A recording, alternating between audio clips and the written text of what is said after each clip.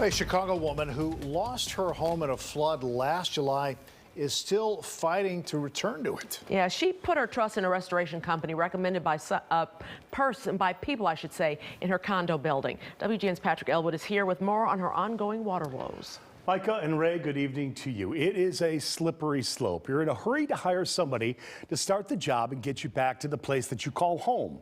But for the woman you're about to meet, if she had a chance to do it all again and differently, you bet she would. Just pouring from everywhere.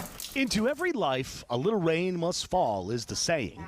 For Amanda Nader, since July of 2020, it's been more like buckets. This is what her place looked like before July 4th.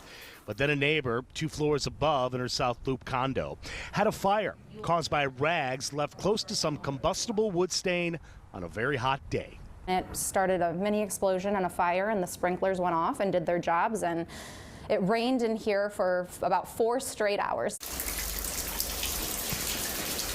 Amanda says the condo association recommended she hire Tri-State Restore, or TSR for short. They came in here and they said, oh, this is so easy. We work with all these companies. Everyone will be back in 2 months. 8 months and a tidal wave of headaches and heartaches later, Amanda is still staying with a friend. The only work that was done was removing all of my contents and demolitioning the home and putting up very shoddy drywall, which has since been redone. This is the agreement she signed with TSR. Under description of project, it says the customer authorizes the company to, quote, provide services which contractor believes are necessary to restore the property to its pre-loss condition, unquote. Today, her place remains a hollowed shell of what it used to be. Amanda says the company took possession of many of her belongings and promised to give her a detailed Excel spreadsheet of what they took.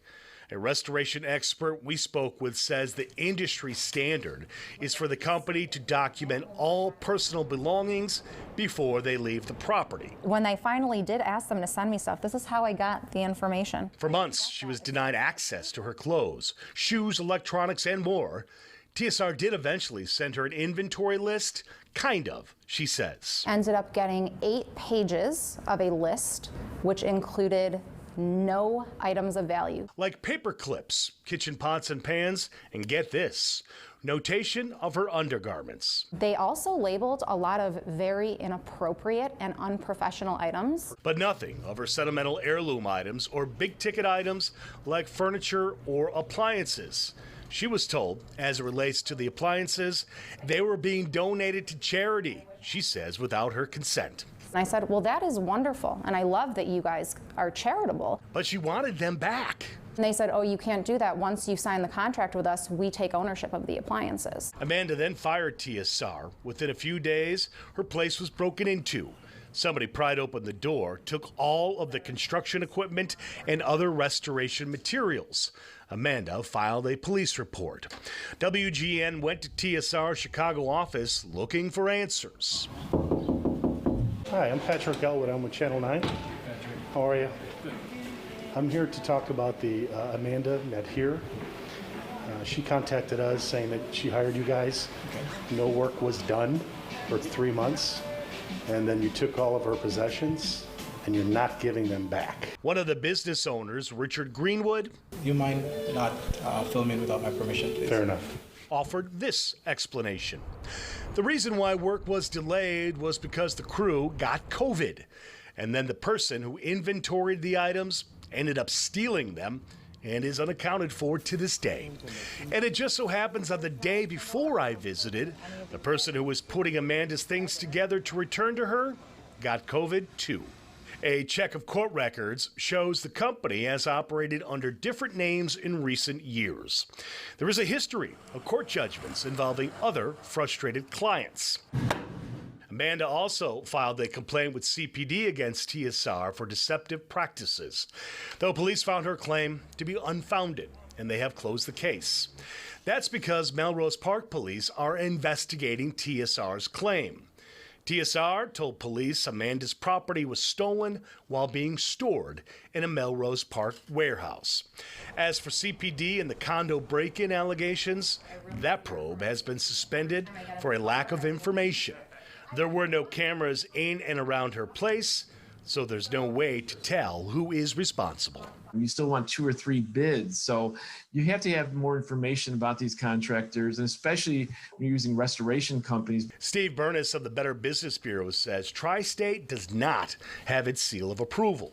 And unfortunately, when people are rushed to hire contractors, they sometimes regret it. Research is so important. A lot of people don't have the time, but I assure you, you're going to spend 10 times the amount of time afterwards trying to unravel any problems that occurred and spend more time. So you best do the time now as opposed to after you be in better shape. Somebody doing their homework today would see this at TSR's website. Under the headline, "Where do I start?" It appears the site is still under construction. And then there are testimonials that look too good, like this one from Martin Dock. We searched for Martin, couldn't find him. However, an online image search led us here to the Metro Detroit Black Business Alliance website. Jordan Ray says Tri-State did a tremendous job. An online Google image search led us here. Pictures used for fake profiles. All of these clues raise questions, some of which could be answered by looking at other sources, like the BBB or customer reviews on Yelp. Website aside, only after WGN got involved did some of Amanda's belongings get returned, but she estimates 5%. The exposed brick still has water stains all over.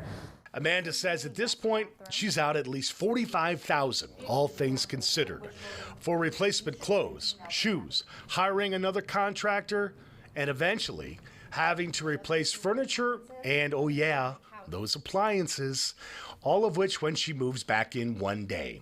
She filed a lawsuit against TSR last week. I've never felt more violated or harassed in my life. TSR says Amanda actually owes them money, tools and materials that she is not giving back. She says that is utterly ridiculous. She's hired a new contractor again, but still at odds with her insurance company on that claim. Just a nightmare scenario for this young lady. And perhaps it boils down to a buyer beware situation. Exactly. All right. Thank you, Patrick. Wow.